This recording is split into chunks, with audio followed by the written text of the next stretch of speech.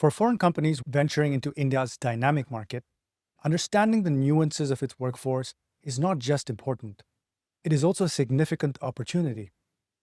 By strategically understanding regional skill variations and aligning compensation expectations accordingly, you can optimize your hiring costs by as much as 25 to 30% in certain sectors and dramatically improve talent retention, potentially reducing first-year attrition by up to 40%.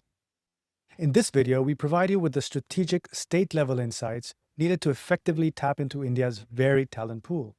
Understanding these regional nuances is key to gaining a significant competitive advantage and laying a solid groundwork for scalable growth. In this section, we look at an overview of where talent is found in India.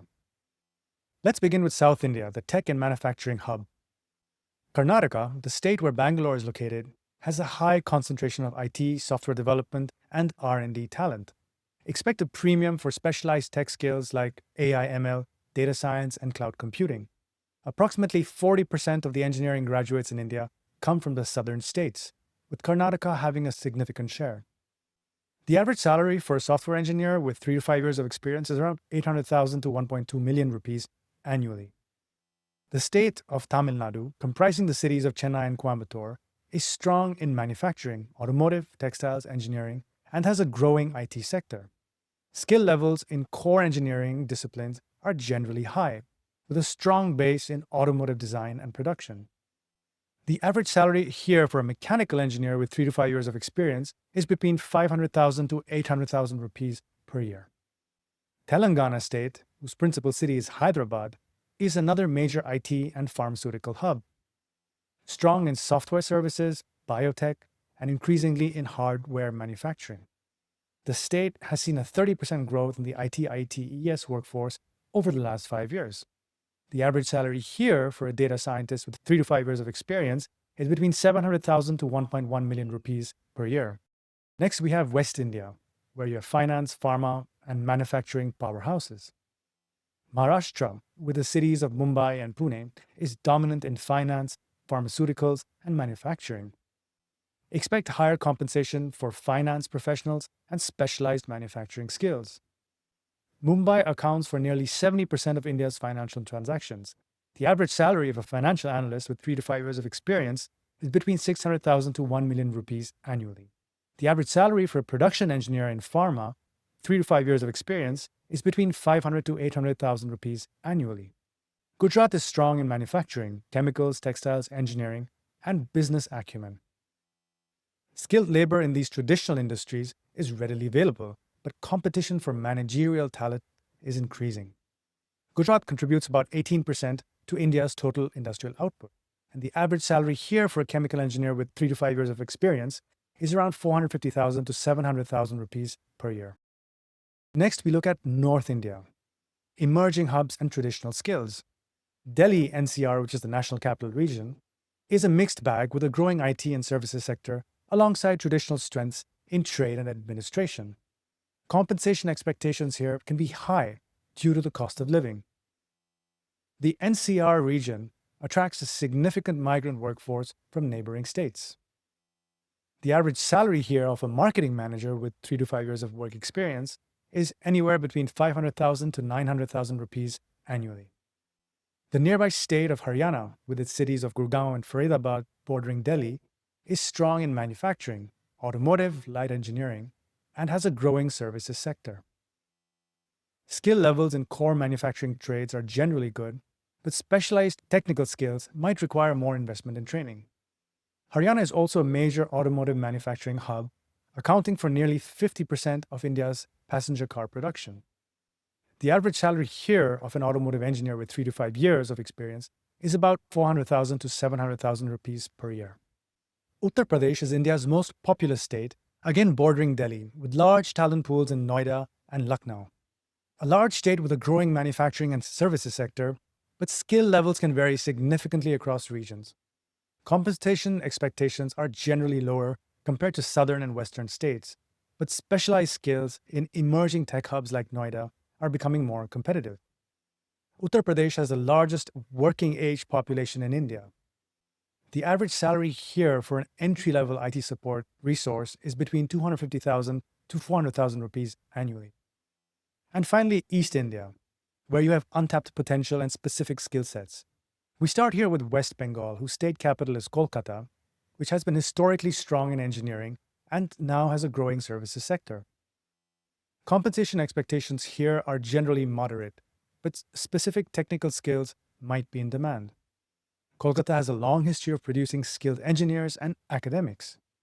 And the average salary here for a civil engineer with 3 to 5 years of experience is between 350,000 to 500,000 rupees annually. Then we have the state of Bihar, primarily agrarian, but with a large pool of entry-level labor. Skilled industrial labor and specialized technical skills are less readily available here, and therefore compensation expectations are also generally lower. The average salary for entry-level is about 150 to 300,000 rupees per year. In this section, we look at some cost of living benchmarks. This is to show you that there can be significant compensation variances between Tier 1, 2, and 3 cities, which is directly impacted by the local cost of living. In Tier 1 metros like Bangalore, Mumbai, or Delhi NCR, expect salary levels for skilled professionals to be 20 to 40% higher than Tier 2 and Tier 3 cities for similar roles. The cost of living significantly influences compensation packages. Rent for a 2 BHK apartment in central Bangalore can range from anywhere from 30,000 to 60,000 rupees per month. In Tier 2 cities like Pune, Hyderabad, Chennai, and Ahmedabad, compensation is generally 15 to 30% lower than Tier 1 metros, reflecting a lower cost of living, but still competitive for skilled talent. Rent for a similar apartment in Pune might be between 20 to 40,000 rupees per month. In Tier 3 cities and rural areas, compensation can be significantly lower, up to 50% less than Tier 1, but may come with lower attrition rates and different expectations regarding benefits and work culture.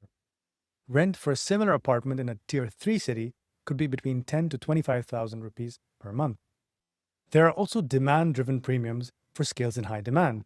For example, cybersecurity experts in Bangalore, specialized AI/ML engineers in Hyderabad, which can command a premium of 10 to 20% above the regional average. Then there's experience and education. Compensation also heavily depends on experience level and education qualifications, like everywhere. A candidate with a master's degree from a top-tier institution can often command a 10 to 15% higher salary than someone with a standard bachelor's degree and similar experience. Okay, so we've covered where the talent is and what kind of variance you may see in costs and remuneration between different urban areas. In this section, we look at the typical mistakes that foreign companies make when they first recruit. Understanding these in advance will greatly help you make your recruitment process more robust and effective. One of the first things foreign companies do wrong is to apply global compensation benchmarks directly. Don't assume that a salary which is considered competitive in your home country will be sufficient in India, especially in high-demand skill areas like Tier 1 cities. This often leads to failing to attract top talent who are aware of local market rates. Next is to ignore the regional cost of living. Don't offer uniform salaries across different states without considering the significant variations in the cost of living.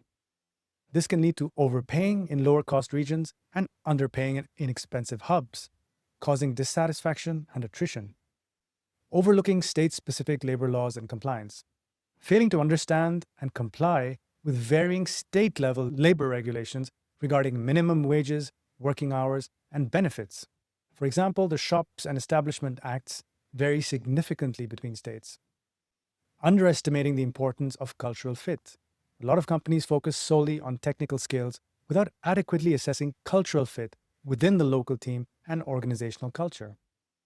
And as we know, differences in communication styles and workplace norms can lead to friction. Not tailoring benefits packages. Offering standardized global fits packages may not be relevant or attractive to the local workforce. You need to understand local preferences for benefits like health insurance, retirement plans, and transportation allowances. Then there's poor understanding of local hiring practices. Applying recruitment strategies that are common in your home country but ineffective in the Indian context. So what you need to leverage in India is the importance of personal networks, the prevalence of certain job portals like Naukri.com and LinkedIn, and the expectations around the interview process, which are often multiple rounds. There's also the lack of local HR expertise. Many small to mid-sized foreign companies rely exclusively on their local HR teams over there who don't know anything about the nuances of the Indian labor market. In this case, it's often more effective to hire a local HR professional in India to help navigate these complexities. Decoding India's workforce isn't about finding the cheapest labor. It's about strategically sourcing the right skills at the right price, region by region. It's about understanding the state-level realities and tailoring your compensation and hiring strategies accordingly. Foreign companies that master this nuanced approach will quickly and effectively unlock India's immense talent potential.